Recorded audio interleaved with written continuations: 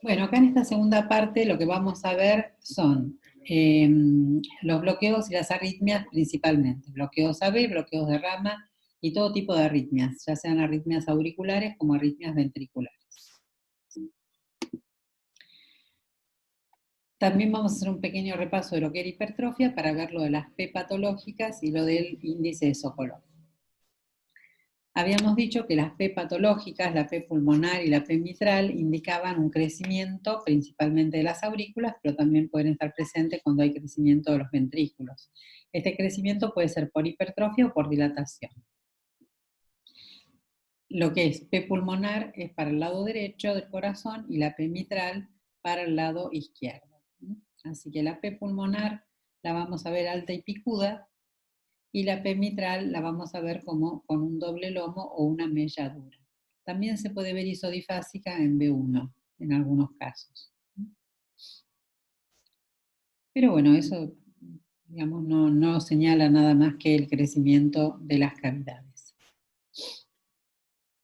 La hipertrofia de ventrículo izquierdo era un poquito lo que yo les había comentado de las R's altas en B5, B6 y las S profundas en B1, B2.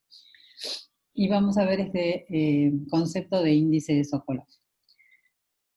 Por lo general, cuando uno ve el electrocardiograma, lo que va a ver es que se unen, como que se unen con una raya muy finita las derivaciones de arriba y de abajo. Es decir, acá vamos a ver B1, B2, B3, B4, B5, B6, está todo como unido por una raya finita.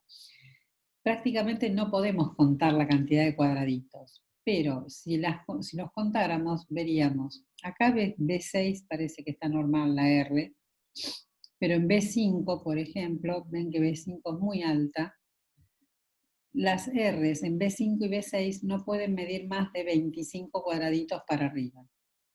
Y las S's en B1 y B2 no deberían medir más de 8 o 10 cuadraditos con mucho para abajo. Acá, como ven, son larguísimas estas S's. Acá esta R puede ser normal en B6, pero la de B5 también es alta. Entonces, si yo sumo los cuadraditos para arriba de B5 y B6, cualquiera de las dos, elijo una, por ejemplo de B5, y los cuadraditos para abajo de B1 o B2 de las S, y esa suma me da mayor a 35 cuadraditos o 35 milímetros, que es lo mismo, entonces tengo un índice de Sokolov positivo y digo que el paciente tiene una hipertrofia de ventrículo izquierdo. Así que hipertrofia de ventrículo izquierdo está asociada a este índice de Sokolov positivo y tiene que ver con las ondas altas en B5 y B6 y las S profundas en B1 y B2.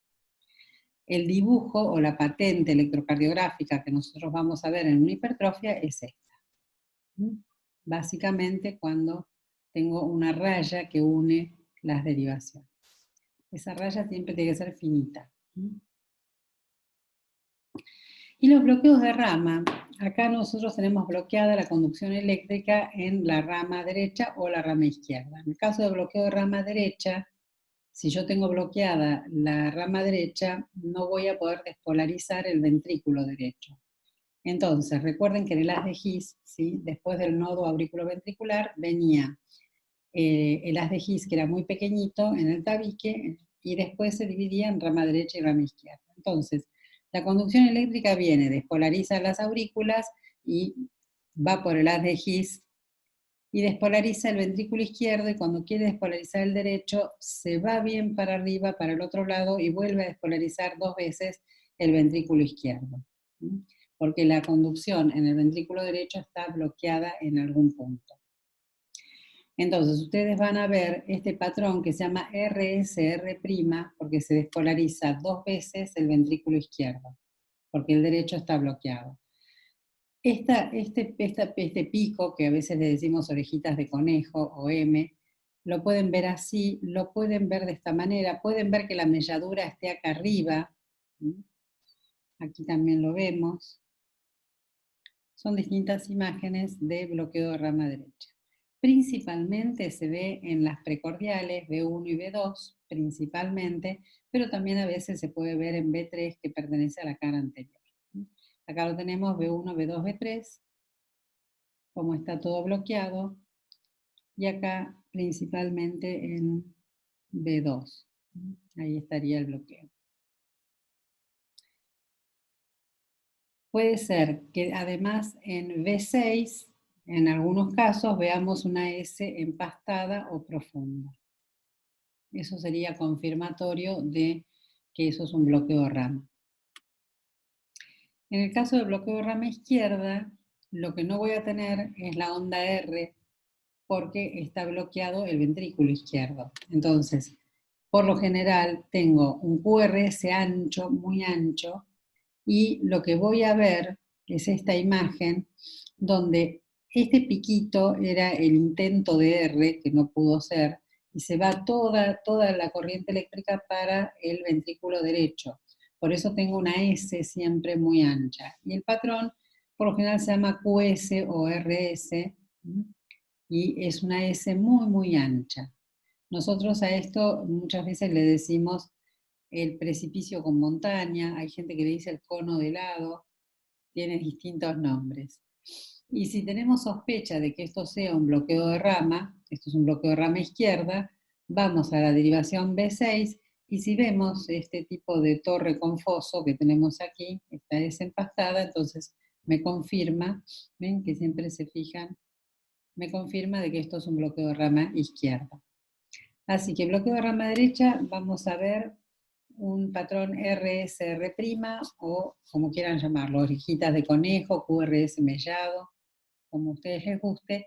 Y en el caso de bloqueo de rama izquierda, vamos a ver esta S tan profunda, tan empastada y ancha, que es el patrón QS o si no patrón RS. Recuerden que no tengo R, es apenas un puntito la R. Y si quiero confirmarlo, siempre en B6 voy a tener una S empastada. Y después tenemos los bloqueos auriculoventriculares. Acá los bloqueos auriculoventriculares podemos tener problemas en el nodo AB o en los haces internodales que unían el nodo sinusal con el nodo AB. Y hay 3 grados, como si fuera leve, moderado y severo, y se llaman de primer grado, de segundo grado y de tercer grado. El bloqueo auriculoventricular de primer grado es un hallazgo si ustedes se quieren poner a contar los cuadraditos y de golpe lo descubren. Pero la verdad es que en el paciente no da ningún síntoma. En el electro, uno ve el electro y si vemos cualquiera de estos electrocardiogramas parece un electro normal y no tiene ningún tipo de tratamiento, precisamente porque no significa un peligro para el paciente y porque no da ningún síntoma. Así que lo que voy a tener en el bloqueo AB es la prolongación del intervalo PR mayor a 0,20 segundos, ¿sí? ¿Se acuerdan que tenía que medir entre 3 y 5 cuadraditos pequeños? Si mide más de 5, tenemos un bloqueo AB.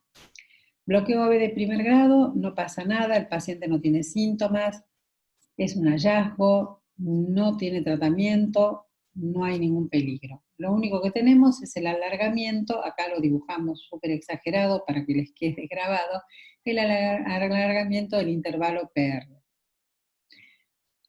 Por ejemplo, en este caso mide como 9 cuadraditos chiquitos, recuerden que siempre mayor a 5 cuadraditos ya tengo un bloqueo, qué sé yo, mide 9, entonces son 0,36 segundos.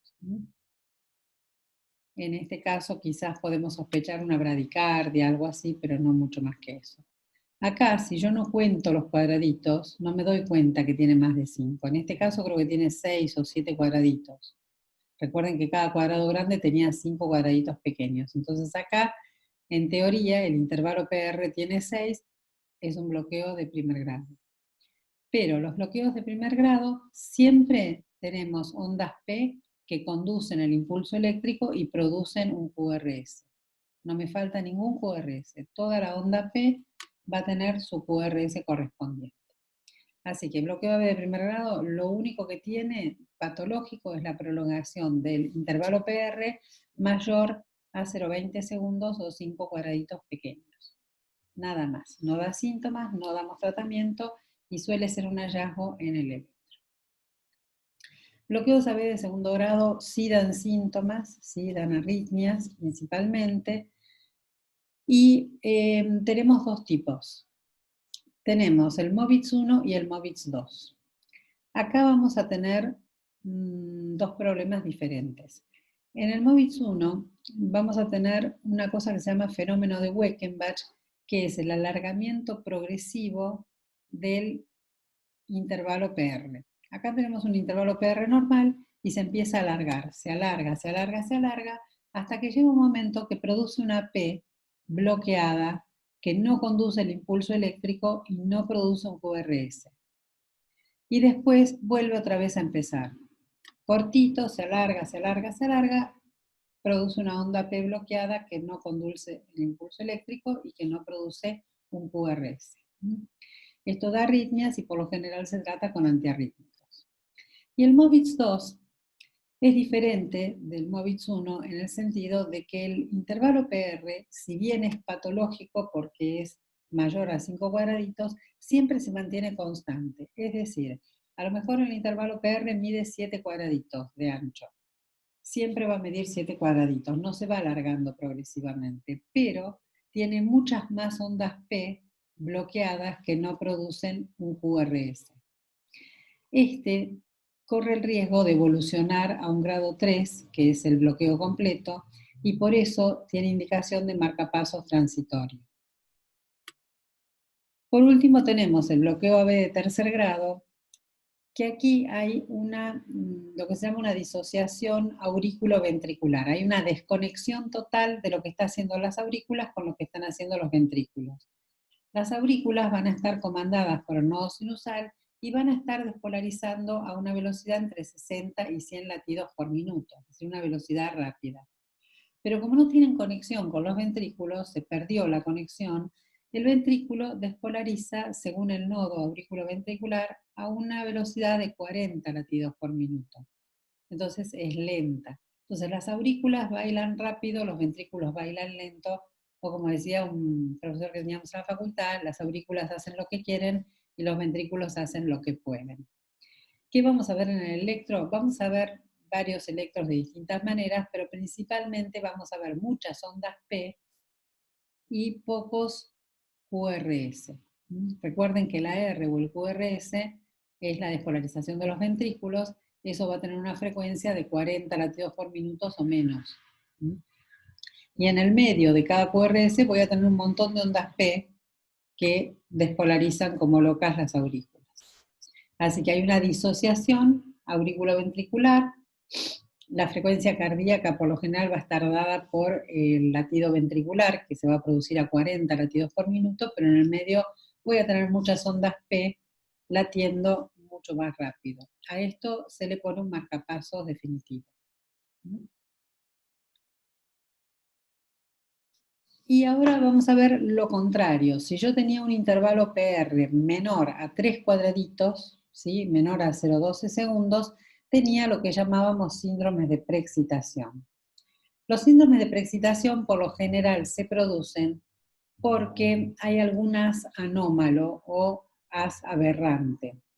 Y hay dos que son muy conocidos, uno es el Wolff-Parkinson-White y el otro es el Longanon-Levin. En realidad son iguales, pero el Wolff-Parkinson-White tiene una onda que se llama onda delta, que ahora la vamos a ver. Entonces, el intervalo es un intervalo corto, un intervalo PR corto, menor a 3 cuadraditos o menor a 0,12 segundos. Y en el caso del Wolff-Parkinson-White, el as se llama as de Kent, el as aberrante, produce un circuito de reentrada.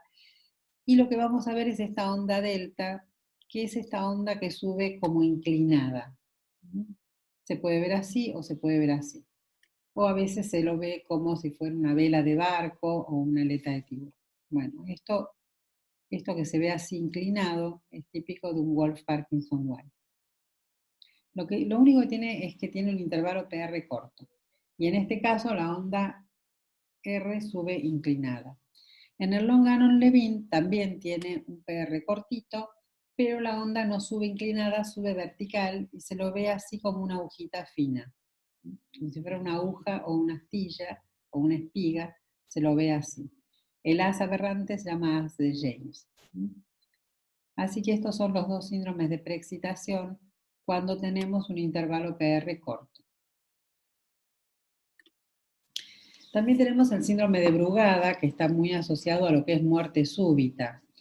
Los doctores Brugada son unos hermanos españoles, cardiólogos, que por supuesto todavía existen, tienen su fundación Brugada, y a fines de los años 80, ellos en el 87, por ahí una cosa así, tuvieron que atender una nena polaca que había muerto por muerte súbita, y el hermanito, que también era chiquito, tenía el mismo tipo de electrocardiograma que tenía la hermana. Entonces, ellos después evaluaron muchos otros pacientes, sobre todo pacientes adultos, y como por allá por los años 90 le dieron el nombre a esta entidad clínica, que es el síndrome de Brugada.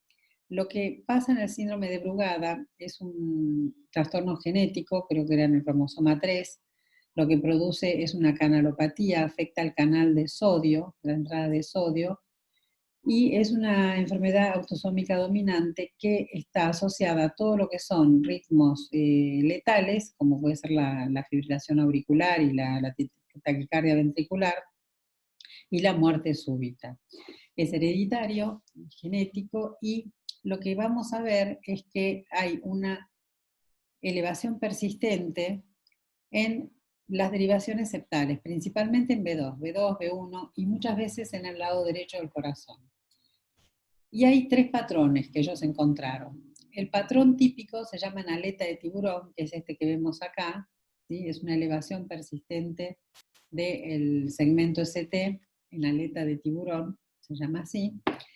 Y hay otros dos patrones, que son el 2 y el 3, que se llaman en silla de montar, los dos se llaman en silla de montar, ¿sí? Varía un poquitito la forma del ST, y estos, para hacer confirmación de síndrome de Brugada, se hace un test de provocación farmacológica con antiarrítmicos, y si desencadenan alguna arritmia letal o si producen un patrón tipo 1 de aleta de tiburón, entonces es confirmatorio de síndrome de Brugada. Así que recuerden que el síndrome de Brugada es hereditario y está muy asociado con lo que es muerte súbita.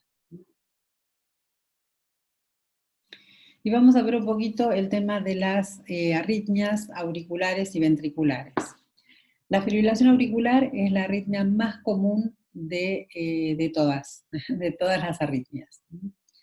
Es la más irregular y la más común. Tiene como característica que desaparece la onda P y es reemplazada por ondas F de fibrilación, que en teoría serían como las que están dibujadas aquí. La realidad es que por lo general no se ven. Es muy raro de verlas. Puede ser que el paciente tenga una frecuencia cardíaca normal, una taquicardia o una bradicardia. Como es un ritmo arrítmico, ¿sí? Que no es regular, que es irregular, tenemos que hacer esa tira de dedos largos para contar la cantidad de QRS o DRs que tenemos, multiplicarla por 10 y saber qué frecuencia cardíaca tiene el paciente. Acá lo que ocurre es que la aurícula se está contrayendo más o menos a 600 latidos por minuto. Una contracción muy, muy alta. Por supuesto que cuando todo eso llega al nodo AB, el nodo AB actúa de filtro y, por ejemplo, de cada 3 estímulos deja pasar uno. Entonces, el ventrículo se va a contraer bien. Quizás la aurícula se está contrayendo a 300 latidos por minuto, pero el ventrículo se contrae a 100. Entonces, bueno, eso compensa un poquito. Los pacientes siempre refieren que sienten como una bolsa de gusanos en el pecho. En realidad, sé que lo que se siente es como un motorcito, como tener una vibración que haga así en el medio del pecho. Y por lo general dura muy poquitito, dura segundos. Ahora, este ritmo irregular es lo que le da la característica propia a la fibrilación auricular. Si ustedes ven un electrocardiograma con un ritmo irregular y no tiene onda P, piensen siempre en fibrilación auricular. Cuando la aurícula está fibrilada, no puede llenar bien los ventrículos, así que bueno, hay todo un problema también de llenado ventricular y de circulación general. Por lo general se dan antiarrítmicos. Se puede tratar de cardiovertir eléctricamente o cardiovertir farmacológicamente con distintos fármacos. y si lo hacen eléctricamente con muy bajo voltaje, es decir, se puede empezar con 50 joules, 100 joules, 150, pero no más de ahí. La característica también es que van a tener un pulso periférico, si ustedes toman el pulso radial del paciente, que va a ser desigual e irregular.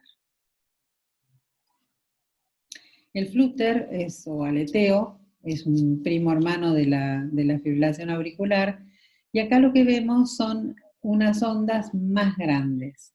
Las ondas del flúter o aleteo siempre se ven, ¿sí? Se llaman ondas en serrucho o en dientes de sierra, como se ven aquí dibujadas, ¿sí?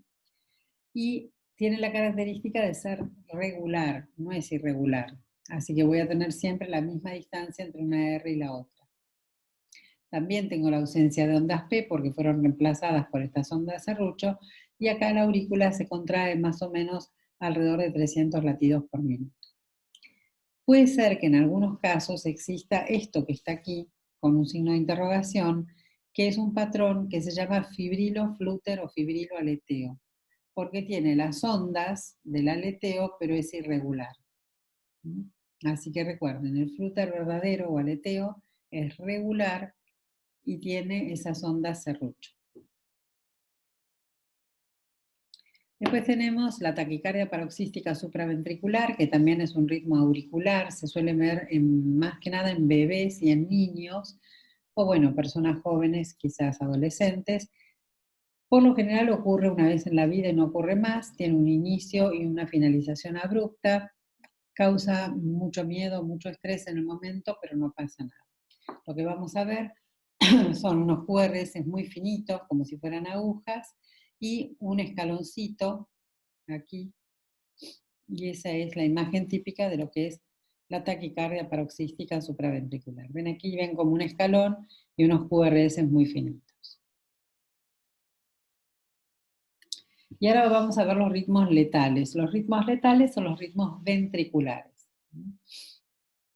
La taquicardia ventricular, acá lo que tenemos es un foco como que despolariza en otro lado del ventrículo, y eso hace que se genere esta taquicardia. Por lo general tenemos 3 latidos o más seguidos, que suele empezar como una extrasístole, como una salva de extrasístoles, ¿sí? Cuando teníamos 3 extrasístoles o más seguidas, y eso se desencadena en una taquicardia ventricular. La taquicardia ventricular tiene unos QRS que son enormes, que son gigantes, anchos, y acá lo que se está contrayendo a gran velocidad, 200, 300, 400 latidos por minuto, es el ventrículo, con lo cual no permite ni que el corazón se cargue de sangre ni que lo pueda expulsar correctamente. Entonces, los QRS son muy anchos. Cuando tienen la misma forma dentro de una derivación, decimos que es monomorfa, y cuando la taquicardia ventricular no tiene la misma forma y hace un dibujo así como que sube y baja, decimos que es pleomorfa o torsada de puntas, que es más grave porque esto pasa rápidamente a la fibrilación ventricular. Las taquicardias ventriculares pueden ser breves, cuando duran menos de 30 segundos, se llama breve o corta, o pueden ser sostenidas cuando duran más de 30 segundos. Taquicardia ventricular siempre se trata con cardiodefibrilación eléctrica, ¿sí? Con cardioversión eléctrica. Uno agarra el cardiodefibrilador y le da un paletazo, como decimos nosotros, al paciente, el shock cardioeléctrico, que por lo general tiene un voltaje de 240 a 360 joules. Y después, por supuesto, se le dan drogas. Una vez que lo sacamos de la taquicardia ventricular, le podemos dar lidocaína, mexitilena, amiodarona, se le dan ese tipo de drogas.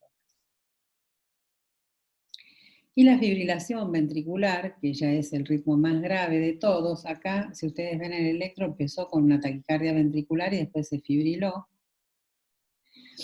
Es un ritmo totalmente anárquico, que no tiene ningún tipo de patrón ni ningún tipo de esquema que se repita. El paciente está en paro cardíaco. El paciente que está fibrilado técnicamente está en paro cardíaco. Así que recuerden, fibrilación ventricular es lo mismo que paro cardíaco.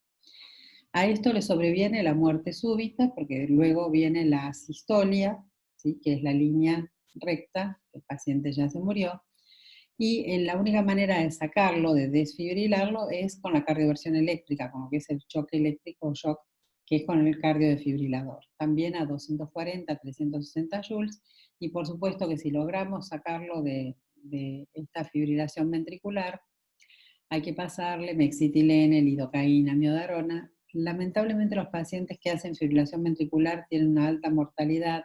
Puede ser que ustedes lo puedan sacar, pero se vuelven a fibrilar, ¿sí? Y ya después se mueren. En algunos casos, que haya sobrevivido a la fibrilación ventricular, le podemos implantar un cardiodefibrilador automático. Eso hay que evaluar el tipo de paciente que tenemos. Y acá este es un videíto que ustedes van a ver una extrasístole, como la que se ve aquí, ¿sí? Que después se convierte en una taquicardia ventricular, luego en una torsada de puntas, después en una fibrilación ventricular y finalmente en una sistolia. Vamos a ver. Ahí está la taquicardia ventricular, la torsada de puntas, la fibrilación y la sistolia. Así que esto es lo que a veces pasa con los pacientes cuando empiezan con una extrasístole y luego pasan a una taquicardia ventricular, a una fibrilación y mueren. Bueno, de arritmias nada más. Arritmias y bloqueos, esto es todo. Hacemos 2 minutitos de recreo y nos vemos ya ahora con el último PowerPoint que tiene todo lo que es infarto.